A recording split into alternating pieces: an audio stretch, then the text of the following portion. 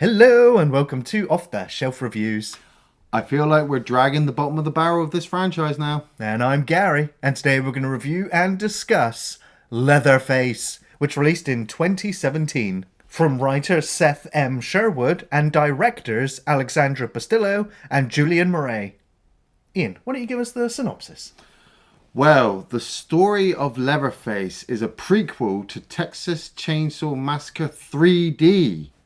We follow the Sawyer family as they have crossed paths with Hal Hartman, a Texas Ranger played by Stephen Dorff. After the Sawyer family kill his daughter, he takes away all of their children. And many years later, Lili Taylor, playing Verna Sawyer, now Carson, has come back looking for one of her sons. But they have escaped from where they were being held and are making their way back home across country. This ain't the work of a confused child. This is evil. Needs putting down. So, Lionsgate released Texas Chainsaw 3D, and they had actually picked up a contract to say that they would produce or make 6 Texas Chainsaw Massacre movies. God! And so, in order to keep the contract, they would have to keep making these films. Yeah. But they released 3D quite a bit after it was actually finished. They kind of shelved it for a little bit, kind of embarrassed to release it. Yeah. And then they made this one. And then they actually sat on it again for over a year. Yeah. And they were like, should we release it in theaters? No, we've seen it. We don't think we should release it in theaters. Yeah. So this film actually released after Lionsgate had already lost the rights to the franchise because they had not produced enough films to keep the rights and keep the contract going. And so this film released into just a few theaters, but mostly went straight to DVD, straight to streaming. And Lionsgate were like, we're done with that. And I think almost everyone involved in the franchise or fans of the franchise were also of the same mind. Yeah. I think we're done with that. Yeah. Sorry, y'all. That was my fault. I didn't even realize this existed until we looked at the list for the Halloween series and we were like, hey, how many Texas Chainsaw Massacre movies are there? And like I said, the 3D one I'd seen come out in cinema, but I was like, look, I'm done with this. And then the next time I would see it kind of rear its head again would be when that Netflix movie dropped. So finding out about this, I was like, oh, I'm intrigued. But then a little voice inside me was like, no, you're not. No, you're not. If it's been shelved, if nobody's talking about it, if it's not even been released or anything, it's not very good. And the fact that it's a prequel again. Yeah, right? Like, what hasn't been told yet? Yeah, like. Now we're going to go rewind all the way to where Leatherface is just a child. Yeah. And he's been given his very first chainsaw. Yeah. But he's reluctant to use it.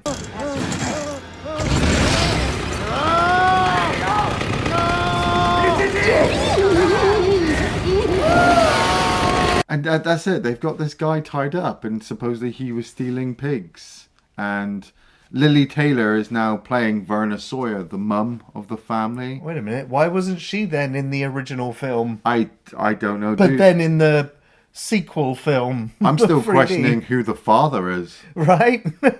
You know, because we've never seen a dad in the entirety of these movies. I'm just going to claim Drayton then. Well, Might as well add incest to this family. I was going to say, I'm pretty certain Drayton is Lily's son. So then I don't know. Like, I was okay with them, like, killing people on the road and taking their children and raising them. You know, I'm also very okay with the Texas Chainsaw Massacre beginning for Leatherface, where the woman gives birth and they find him in the dumpster. And you're like, oh, that's how evil is born. In this one, it's just like, nah, he's a kid. And here's a chainsaw for your birthday, and he can't bring himself to kill that guy. Yeah. And, you know, Lili Taylor's like kind of telling him off, but at the same time, she really, really loves him. We cannot trust any outsiders. And so because Leatherface can't bring himself to do it, well, it's time for Grandpa to shine and actually pick up a hammer and kill someone. Yes. Wow. Okay. The film actually delivered something new. Yeah. But yeah, it then cuts to a typical Texas Chainsaw Massacre opening. Fresh-faced couple driving through Texas. Yep. Oh no, but there's some weird thing in the road. It's not a dead armadillo this time. Yeah. It's a kid in a pig's mask. Yeah. Who then runs off into the woods, and she runs off after him.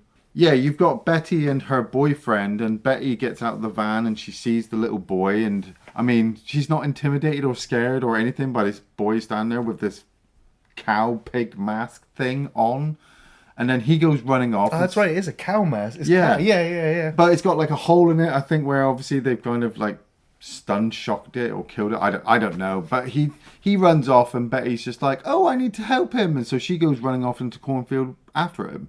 And you get that kind of copied shot, haven't you, where it kind of sees her from behind, just like the woman from the original walking up to the house. It is like the entire Texas Chainsaw Massacre template rushed into like 3-5 minutes here, right? I was really surprised that actually it didn't have a title card at the beginning. I kind of missed the title card coming up saying, you know, in 1974 these people were killed, but this may be the story telling you the back history. I would have loved that. That would have set us right up. But no, we're right in, and so she walks into this abandoned barn and sees the boy and falls through a floor trap onto some spikes. Right.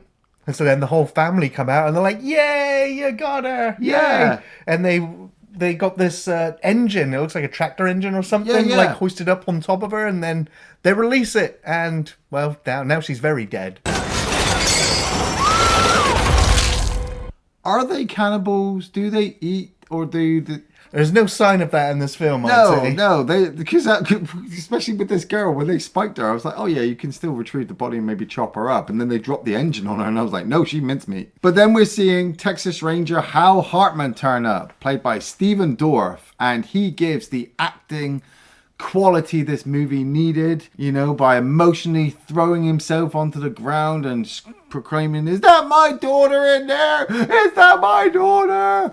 It's like, yes, it's your daughter. This is the whole setup for the movie now, where Stephen Dorff, Hal Hartman's Texas Ranger character, is wanting revenge on the Sawyer family. He's been trying to bring them down for a while. Right, yeah, and now they've claimed his daughter. Yeah. Now, I like Stephen Dorff.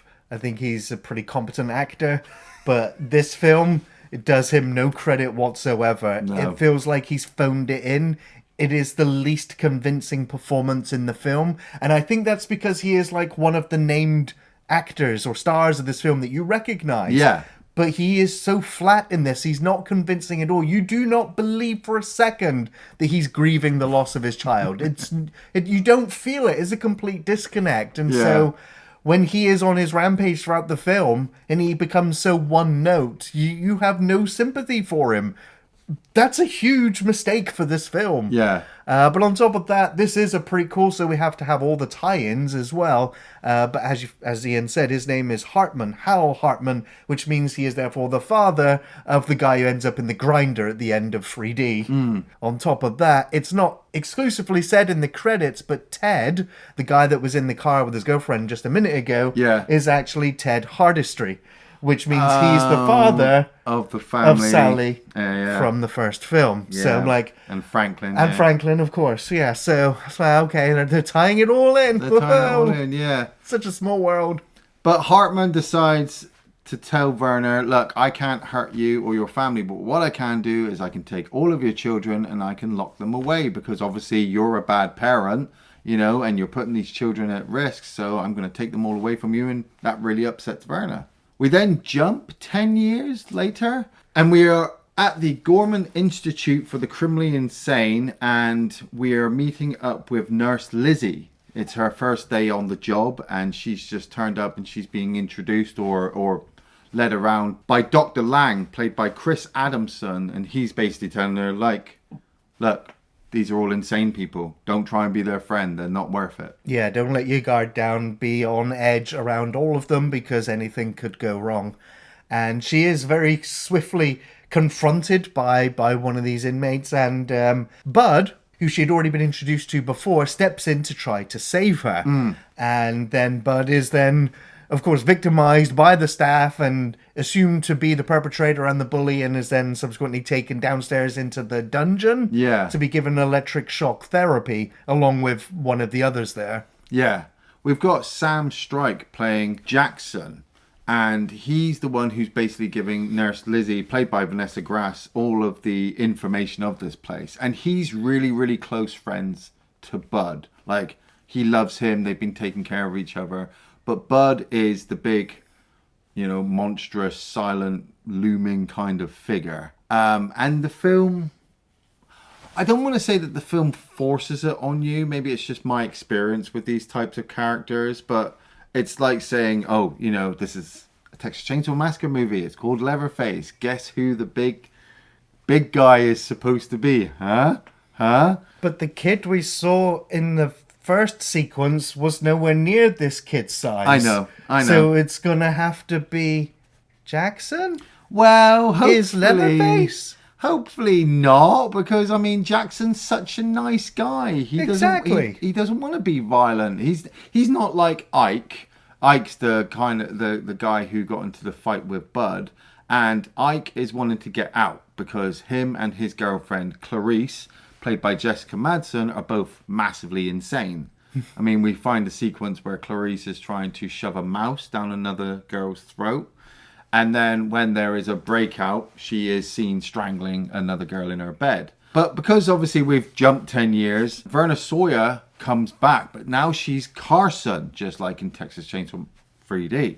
And she's got some money. She's got a lawyer. It's Farnsworth, who's obviously we also saw in 3D as the lawyer for the family. Lawyer, yeah. And she's got a court order so that the doctor must now take her to go and see Bud, Jed, Leatherface, whatever. Yeah. Nobody knows what the children look like now they've grown up. I'm like... Well, she's been denied access to him, and the Gorman Institute changes the names of all of the kids so as to cause confusion for the audience. Oh, yeah, that's right, yeah. And so he stonewalls her like, you've got a court order, but do you have a court order to make me go and search the files? So she gets in a pissy and goes running through the asylum. The asylum is in the middle of a lockdown now because the inmates have managed to escape. Yeah. And so they're killing nurses, they're fighting each other, they're having sex in the hallways. So, okay, it's just, I'm like, this is like 10, 15 minutes in the film. You're like, well, all hell's broken loose already. Yeah. This is kind of fun, at least. I mean, the film is only an hour and a half, and so the pacing is just like ludicrous speed. But... Yeah.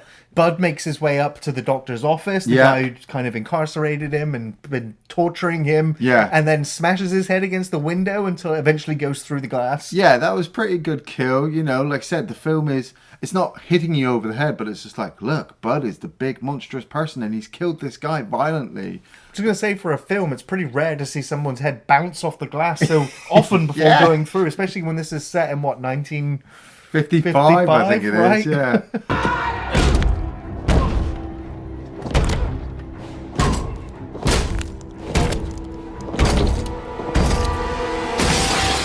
But we're also getting Jackson make his way to rescue Nurse Lizzie because she's tried to escape with another nurse, but they've got jumped by some guy. And in a horrible sequence where it's flashing lights, he seems to kill her by ramming a straw down her throat constantly. Yeah, I thought it was a knife and he was cutting her mouth. I thought it was as well, but it's so badly edited and the lighting is so bad and the blood just kind of pools all over the place.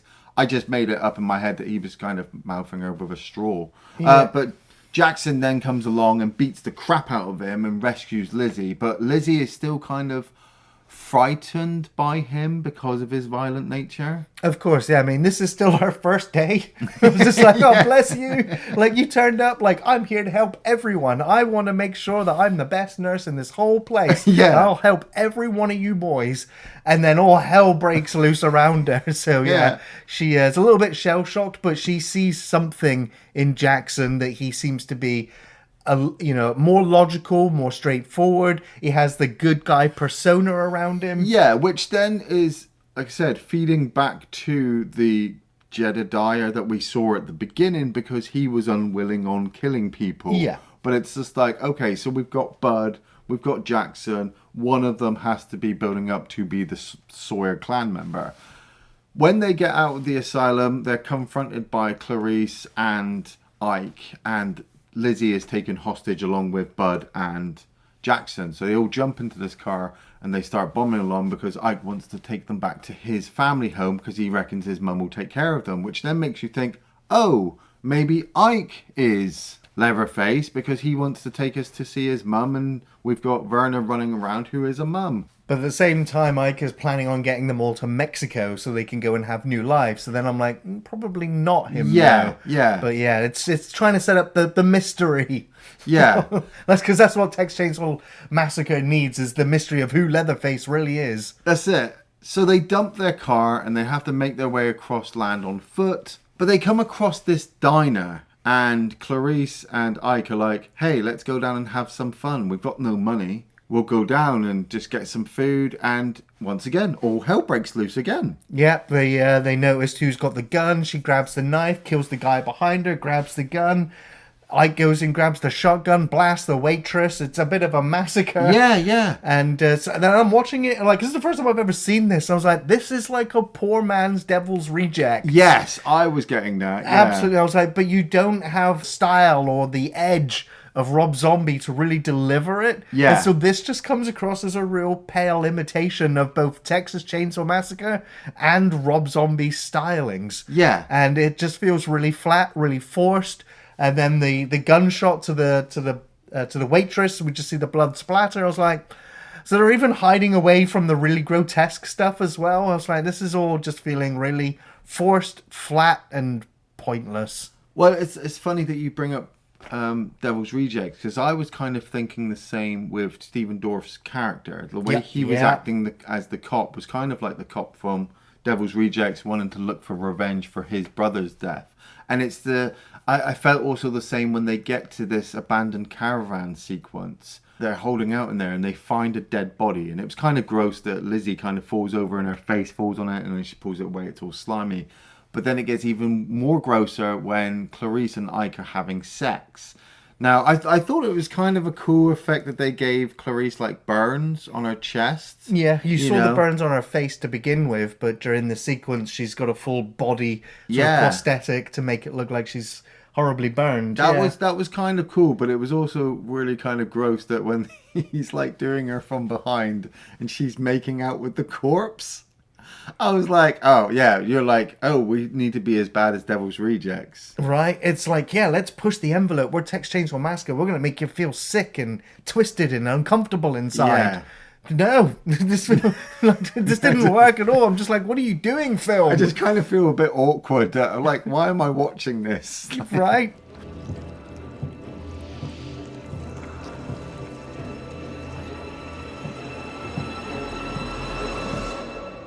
But Nurse Lizzie decides to make a run for it. Everyone's asleep, and Bud is supposed to be on watch, but he does a very terrible job. So Ike grabs Nurse Lizzie out in the woods. Now, Clarice is very jealous, but Ike is very sexually active, and so he wants to try to rape Lizzie. Jackson catches them, starts beating Ike up, and then when Clarice finally catches up them with the guns, Ike creates this whole story about how Jackson and Lizzie were trying to escape and he stopped them and there was a confrontation.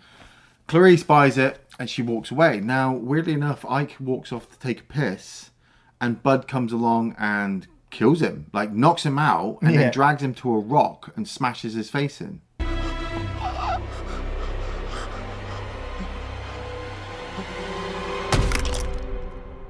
Harsh. Seeing the teeth kind of up on the rock again. You know, that I can't stand that feeling, you know, the rock on the teeth. Yeah. But I'm like, okay, so Bud is just a complete psychopath.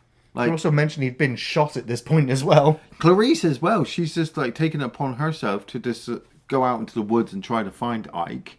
And she's captured by the cops while Bud and Jackson and Lizzie have gone like the complete opposite direction.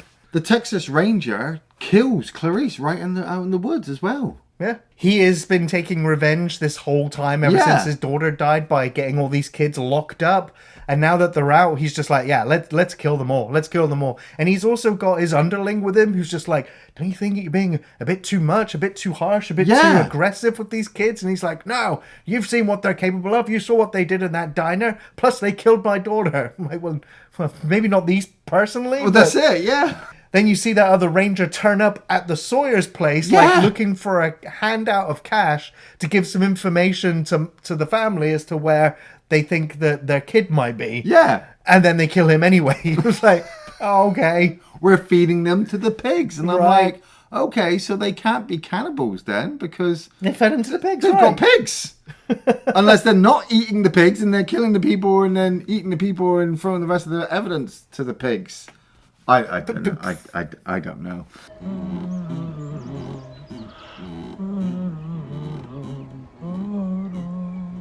After Hartman has killed Clarice, we follow Lizzie, Bud, and Jackson as they're making their way across this field, and they come across a dead cow.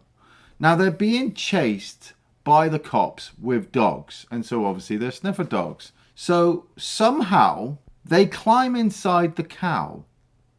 Now I'm not entirely sure how this sequence works because I see them looking at the cow. Yeah. Then we see the cops walk past with the dogs. Then I see them rip their way out of the cow. I'm like, how did you get in there first? That you had to rip your way back out? Why didn't you just climb out? I can give you one of two ways. Okay. But there's 3 of them in one cow, and Bud's not exactly tiny. I have no idea. They just all can't climb out. They're all covered in blood and guts and gore, you know, and Lizzie has a little bit of a sick sequence while she's washing herself off. But she then kind of gets them all into trouble because they see a police car and she decides, no, this is my chance to escape because I still think they're all crazy. And then there's a really awkward cut where Bud is on the bridge with the cop car and he races up to the cop. They struggle and the cop shoots him in the head dead.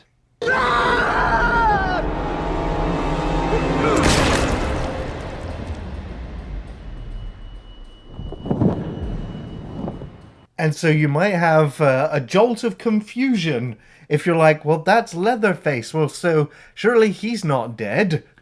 But he is. Oh, but he is. Because here comes Jackson, really, really angry, violent, wants to kill the cop. And him and Lizzie jump into the police car to get away. And there's a loose bullet that comes through the back of the window and cracks Jackson right in the face.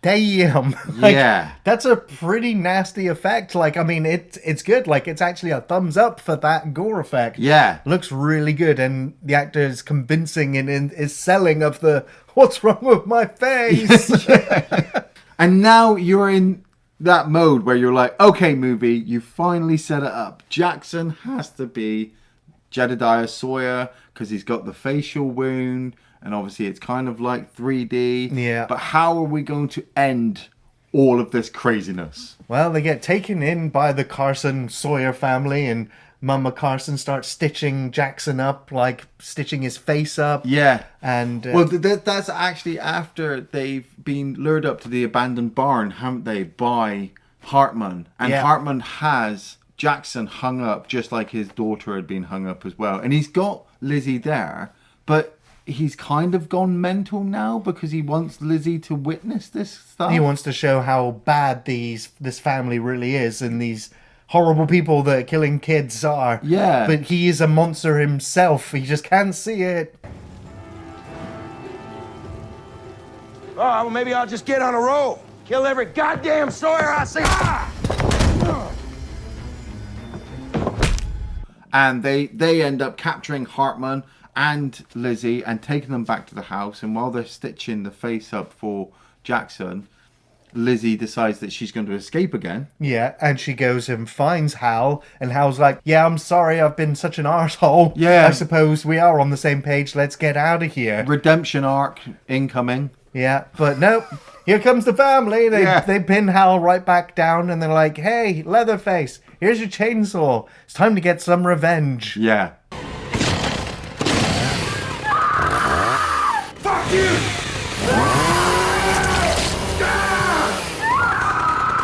And, well, he just puts the chainsaw through Hal and he dies. It's a pretty goddamn good kill. It's alright, you know. It's I applaud, again, the practical effect, but it's the fact that Hal just kind of lays there, like, flops his hands out in front of the chainsaw and then just lays there like, I'm dead now. Yeah, well, I mean, barely makes a sound. but you get to see it. Yeah, you do. Actually You do. get to see a kill, and in a Texas Chainsaw Massacre movie, those are rare. And you know what? It's what bugs me so much is like the gore scenes have all been omitted from the good Texas Chainsaw Massacre films. Yeah. But all of the shit Texas Chainsaw Massacre films has got all the gore you could ever want. Yeah. You just don't care because the film's so don't- crap. It's like, Yeah. it's such a mismatch. He is right. But I'll still say, like, again, the original film didn't even need the gore, still doesn't need the No, gore. yeah. Because the film itself is just so horrifying without it. Get her, Grandpa! Give me the hammer! Get her! Let me get her! It's the bit! And so Nurse Lizzie now has made her final escape. She's being chased out of the house, down through the forest. It makes me think of Texas Chainsaw Massacre 3 with all this forest stuff, the way the lights It makes me think of the better films watching this, because I'm watching this tiny little Leatherface running around, and I'm like, there's no way in hell you're going to bulk up in size and height to fill the shoes of that iconic character. Yeah. There's no way. And so he finally, Leatherface or Jackson, whatever, catches up with Lizzie, and she's kind of begging him. She's like, I know there's good in you. I know you're not this bad person. Please let me go. Werner's there, and she's trying to convince him to kill her. And it's kind of like she's like this mystical spirit behind him, isn't she? Even though she's still alive in the movie, she's there kind of coaxing him on. And it's only when Lizzie badmouths Werner and calls her a crazy fucking bitch that Leatherface chops her head off.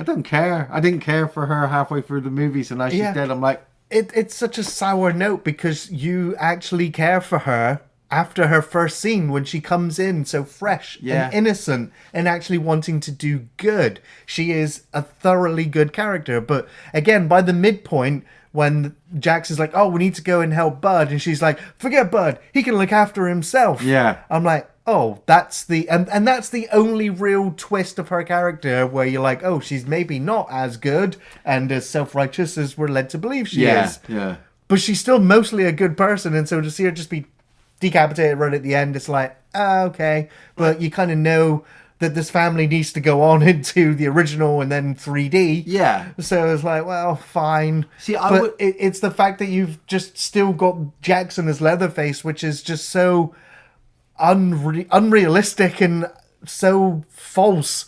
Yeah. It just feels like a complete rip-off. Yeah. Like and as an audience member, you feel ripped off.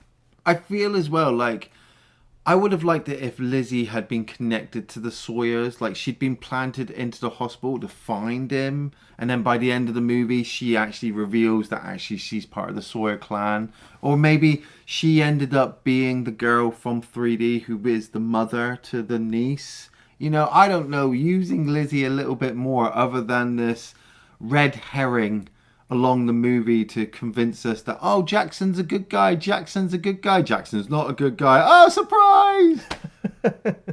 Well, Iain, did you have any favourite scenes? Kind of. I mean, I liked Stephen Dorff's chainsaw kill at the end, mainly because I suppose by this movie in the franchise at this point, I was so kind of starved of gore and a kill that finally I got something and I'm like, yay! Oh, is that it? Oh, okay. Same with the decap attack at the end. You know, we haven't had a decapitation for a little while, I suppose. So I finally got one. I'm like, yay! This isn't you, Jackson. This isn't you. It's your crazy mother. It's your crazy... I liked Bud killing Dr. Lang as well, especially when you come back with Stephen Dorff's character and they see that his head is on the glass. Yeah. I was so like, he's impaled ooh. under the neck. Yeah, I didn't notice that before. That's quite a cool little feature. I thought it was gross, so it's kind of memorable when Ike and Clarice are having sex with the body and she's licking it, and I'm like, oh, that's kind of Devil's Rejects like. But then that made me just kind of want to watch Devil's Rejects because, like Gary said, they were able to do so much more with less, and this had so much less and was trying to do more, and it just doesn't work. So I think that's about it. Yeah, I don't really have many or any favourite scenes in this film. You know, the whole film didn't even feel like a Texas Chainsaw Massacre film. No, it didn't no. have the look of one. And then I find out that this one is the only Texas Chainsaw Massacre film not shot in America. Yet wow. alone being shot in Texas. It was shot in Bulgaria. for money reasons. Yeah. And, well, they did their best to make it look like 1950s Texas. Yeah. No, they didn't, because your brain, as you're watching it, goes, there's something wrong, there's something wrong, there's something wrong. And on top of that, there's been another fuck up. Really? This one is so blatant and so obvious. You're just like, how in the world did they miss something so fundamental as this? When they get to the caravan out in the woods, there's a glorious full moon. Right. Outside. I mean, it's right there. Yeah. Yet, 5 seconds later, when a character goes outside, they look up, and what is it? It's a half moon. I'm pretty sure the moon can't do that. Like, come on. Come on. Iain, do you recommend Texas Chainsaw Leatherface, 8th movie in the franchise? Yeah, kind of.